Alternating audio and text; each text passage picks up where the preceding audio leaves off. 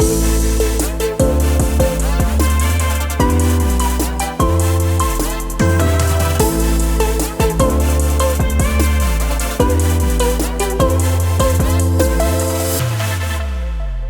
everybody. I am Lipsa and I welcome you all to the Centurion Vodcast. Ladies and gentlemen, I bring to you an absolutely amazing guest today. He's none other than Dr. Pallav Das, the founding dean of School of Law, Centurion University. Hello, sir, and I welcome you to the podcast. And finally, we are here today and we have you as well, and we're going to have a lot of chat. Thank you. Thank you so much, Ms. Lipsa. Having done the welcome, sir, my first question would be you are known to be an exceptional lawyer and a judge as well, if I'm not wrong. Please tell us a little about your journey. I'm sure everybody is eagerly awaiting to know. Well, this question has been a very, very asked question to me. I'm often asked about this question. So I would say that law has been a choice for me and not a chance for me. So I was very sure about why am I doing law. But the roadmap was not drawn by me. It was drawn by someone supreme. So when it comes to my journey, someone has actually commented from a judge to a lawyer and now to an academician. What a journey it has been, right? So I studied my law from ILS Law College, Pune, for 5 years. And thereafter, I came back to my hometown, which is Bhubaneswar. And I was qualified in the Odisha Judicial Service in the very first attempt. Wonderful. Wonderful. That journey has been a very enriching journey for me. But I was not sure that what lay ahead of for me, you know. So when I was undergoing the training itself, and when I was on the dais as a judge, I got a scope or an opportunity to do my higher studies with a scholarship, and that went abroad. That's when the decision became very difficult. Should I continue as a judge, or should I take a plunge into the new horizon? So it was difficult for me, but I did take a chance, and I'm happy that I took that chance because I can always be once again a judicial officer by giving the examination of the Odisha Judicial Service, or for that matter, any judicial service examination. But I would not have got the experience of studying LLM from abroad. So I would say that gave me the road that opened the door for me to the education. Like you actually said, I'm sure a lot of people would have told you that the journey has been incredible. I totally second with them. I mean, what a journey it has been. But tell me what finally brought you into academics? But I am personally very happy because so many students get to interact with you personally, which wouldn't have been the case had you continued doing what you were doing. I'm sure they would get so much to know about the judiciary from you, somebody who has actually lived every moment of it, and that too in multiple roles. And like, so what brought you here? What brought you to founding a law school here in Centurion University? Well, I always had the knack for education. I always wanted, my studies. In fact, my undergraduation, my post graduation, I was always good with my studies. In fact, when I was studying my undergraduation law, one of my professors, I still remember, gave me an opportunity to teach in one of the class. I think that was that laid the foundation in my heart that education and higher education specifically would be my forte. Right. And as I say that, when I quit my judiciary, I was very sure that I would definitely go for something in the education field. And that's when I got an opportunity to start my journey at National Law University, Odisha. So I actually did my specialization in maritime and arbitration. And the then vice chancellor of National Law University, Odisha, Cuttack, called me and told me that would you like to start the maritime course here? And I think I didn't look back after that. That's where my strong foothold started. and I went ahead teaching maritime law. I went ahead teaching arbitration, and today I got an opportunity at Centurion University of Technology and Management when both our president, Professor Muktikant Mishra ji, and Captain Vikas Patra both invited me to start with the law school. And I still remember those days when there was nothing over here and no school to start with, and I was skeptical. What will I do if I am not able to start with the school? Right. So I can, and today it's been 3 years, and we have almost 100 students in the law school. It has been a spectacular journey for me. Fabulous. I mean, now talking about the journey here at Centurion, I totally agree with you because my association with Centurion has also been for quite long. And I've seen School of Law, like being built from ground up. And I see how incredible the journey has been. Now, to ask a certain thing about that is uh, I have had an experience with School of Law as a parent, I'd rather say. So I take care of my younger brother, and he chose Centurion University to do his LLM at. So that is where he came in communication and contact with you, and he was moved by something I remember, and he just told me in a blink of an eye that this is where I want to study, and he has always been very impressed and moved by communication with you, and his experience at Centurion has been very different. So, especially in his period as a student of LLM, things are very different and fascinating. I would really want to know if I am a student and I'm looking at pursuing a course here, be it LLM or LLB, specifically LLM. I am sure you know what I'm talking about. The experience is slightly different because I, I don't think I'll be sitting with regular students only. Could you please tell me how it is like to be a student in the School of Law in Centurion? Well, I think I'll be biased when I say this, but being unbiased, I think Centurion University gives a lot of opportunity to explore, a lot of opportunity in terms of its autonomy, both to the students as well as to its employees, right? So, when it comes to opportunity, when it comes to autonomy, I have given the same to my students. I first of all understood what were the needs of the student and tailor made the course according to it. Right. That is very important because it should not always be regular studies. It should not always be that you come to the class, sit down, someone is teaching you. It should be something different. And that's where a person can make a difference, Right. right? So, and today, if you see, you will find that my law school contains undergraduate students, it contains postgraduate students, it contains PhD students, and all of them are tailor made based upon the skill, based upon something, because there are so many law graduates who are coming out on an yearly basis. There's so, I mean, I think I can say that in thousands they're coming out, but are they able to get their salary?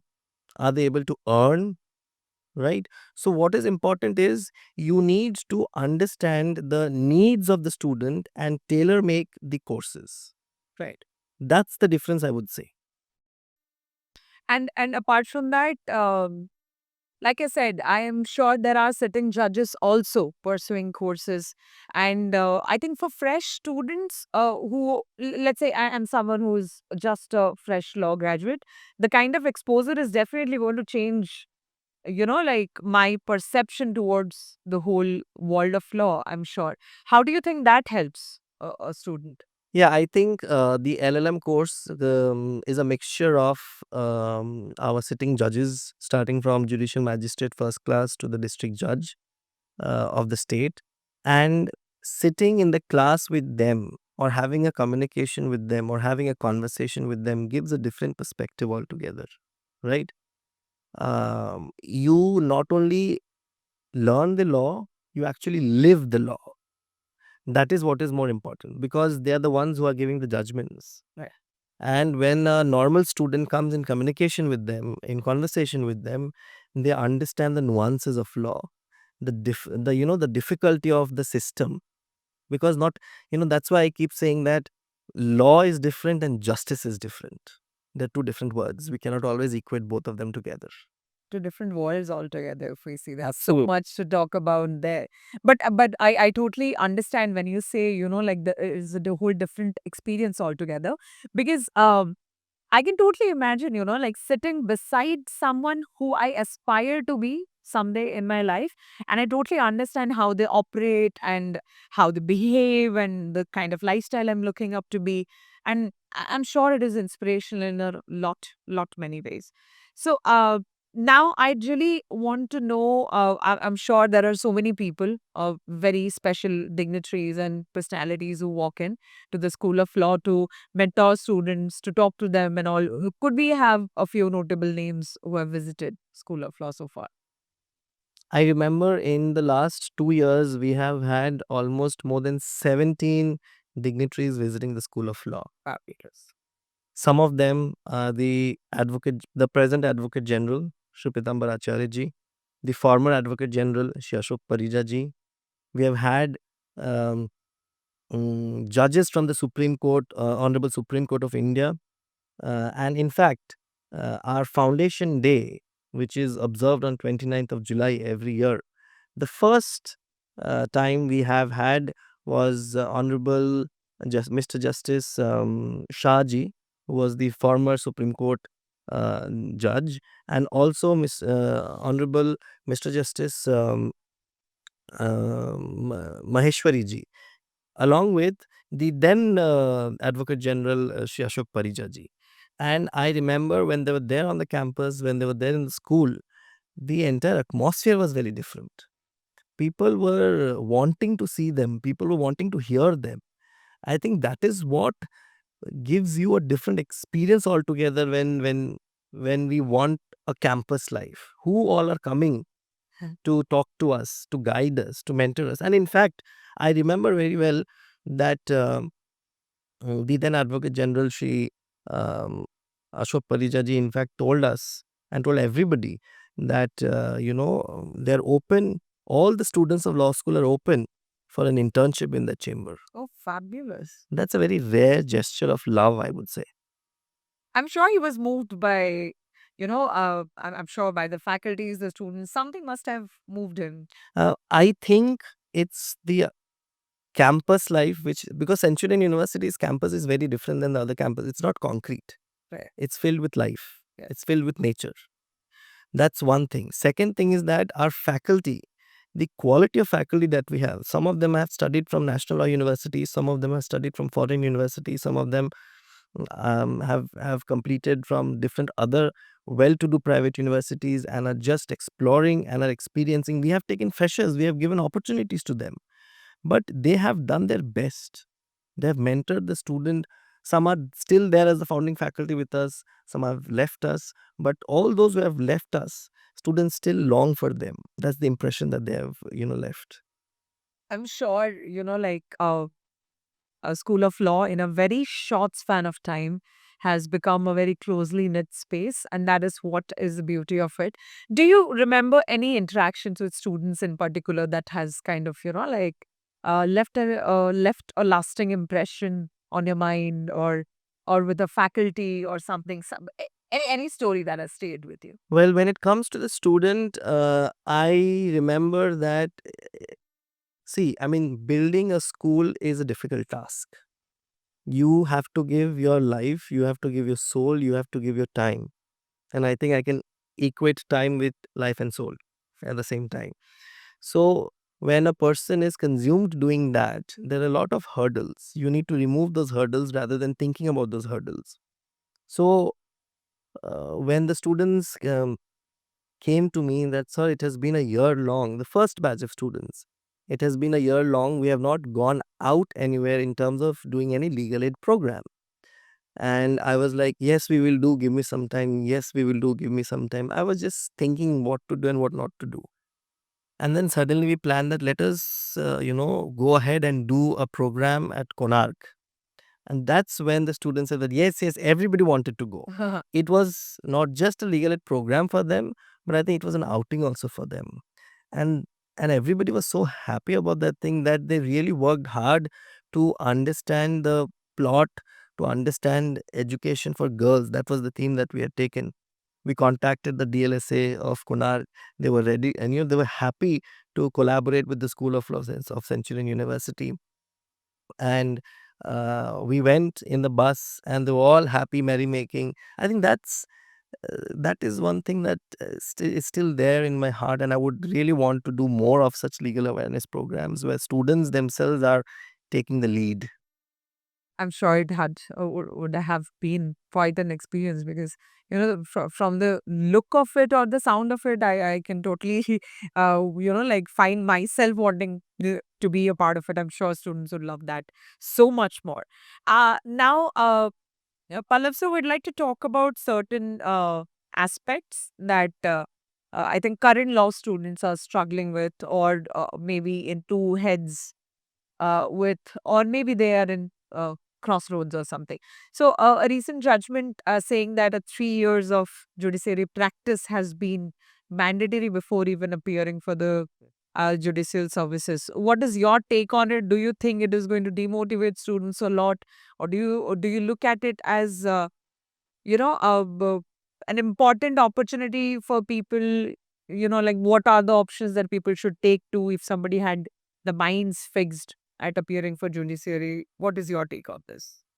No, I am, first of all, I'm very thankful to you that you brought out this topic, because this is a very burning topic right now. And a lot, the day when the judgment came, I got so many calls from outside students, not from within the Centurion University students, but from outside the students asking, sir, what to do now? Right.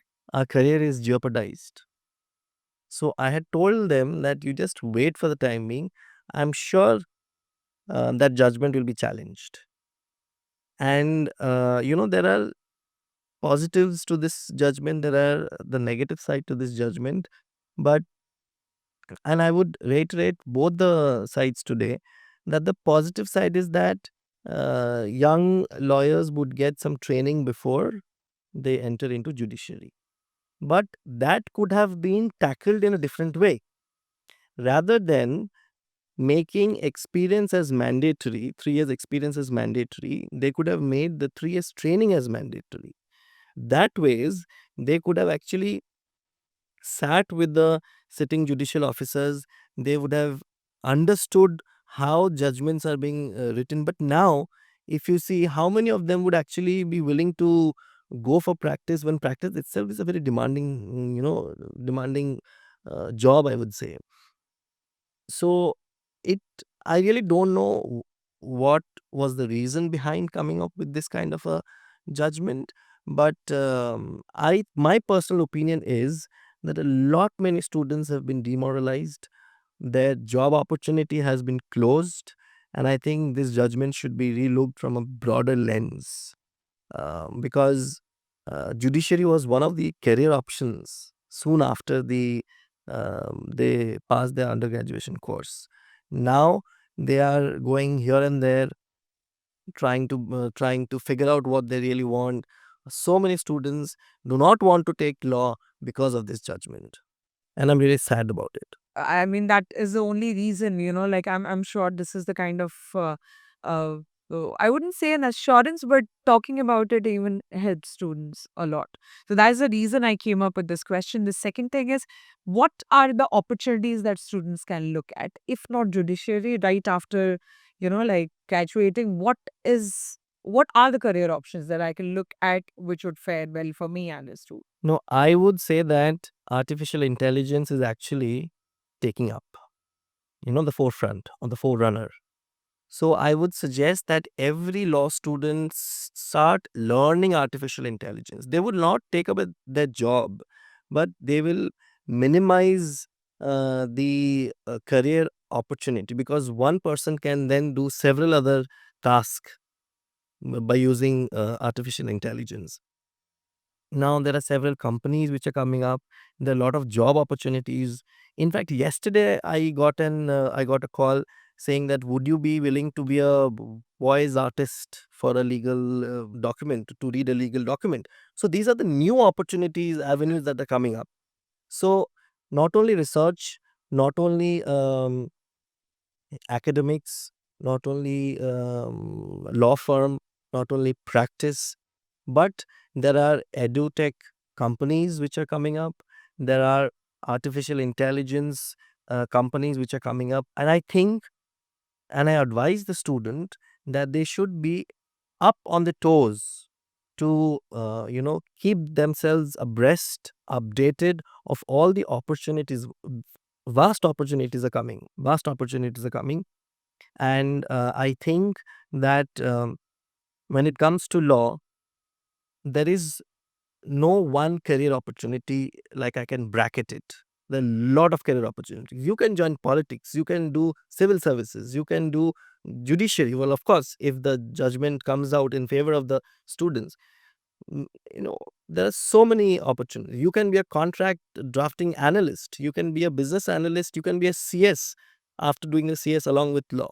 I think there are endless job opportunities after doing law, which students are not aware of. Right. So, would you like to hold any programs as such, or plan for any, or do you already do something here at School of Law Centurion where, well, let's say I'm not a student, but I still want to walk in and talk to the faculties and have a look and feel of, how students feel like here, what are the exposures? Do you intend to hold out any programs as such for students who do not belong to Centurion? Well, we do have such opportunities where, and we have been doing that. We have been doing certificate courses pan India level. We are bringing experts. We are, in fact, planning to do one such in PMLA, which is the Prevention of Money Laundering Act, and we have a former IPS officer who will be taking the classes. In collaboration with the School of Forensic Science, we are planning to do a certificate course on investigation, how an investigation is done. These are in pipeline, and we have actually done one certificate course on the Data Protection Act of 2023. And in fact, we saw an enrollment of around more than 144 students across India. So this is one. Second, every year we have one seminar and one conference. So where we invite all the students across the state and across India also to participate and discuss on the recent um, developments of law. Apart from that, we also have, you know, one day where we invite students across the state to come and have interaction with the School of Law. I think that gives a lot of leverage in terms of knowing each other, um, and also networking.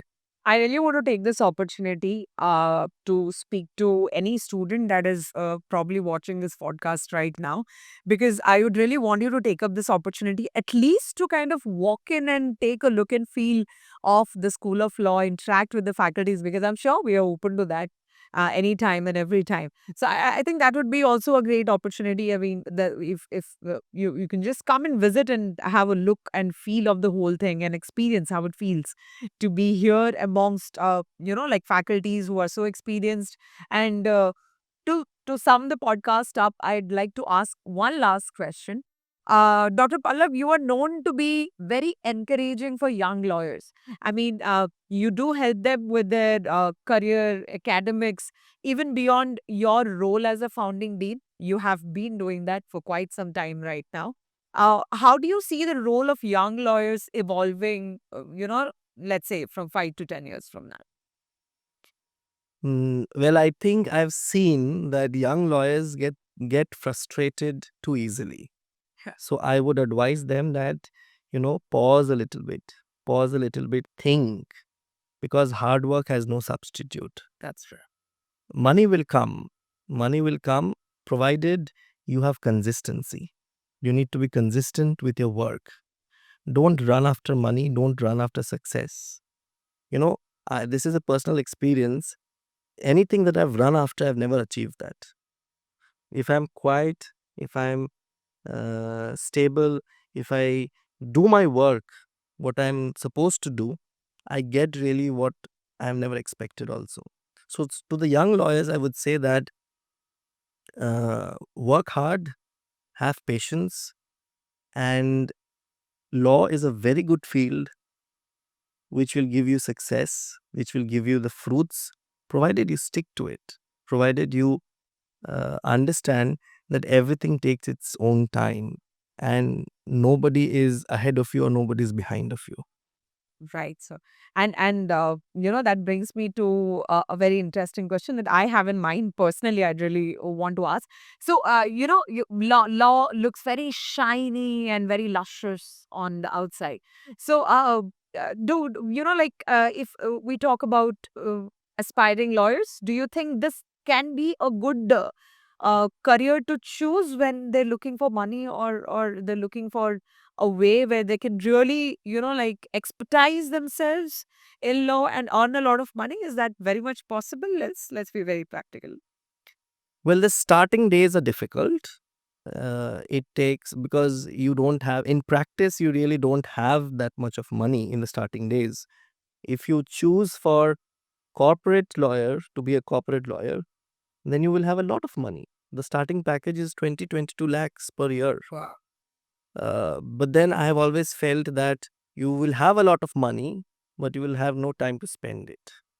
So you need to understand what you want. Do you want a lot of money, or do you want money with the time to spend that money? Absolutely right. You learn a lot of money, absolutely learn a lot of money. But whether you get the time to spend, that's important. I mean, it has been an absolute pleasure getting into a conversation with you. And I'm sure there are so many more that we can catch up on, so many more topics. And would really want to see you on another episode of our podcast. And I really want to thank you very genuinely and from the bottom of my heart for finding time and joining us on this episode. Thank you so much for being here. And thank you for inviting me. It has been a pleasure being here and talking to you. Likewise, absolutely. Thank you so much. Thank you.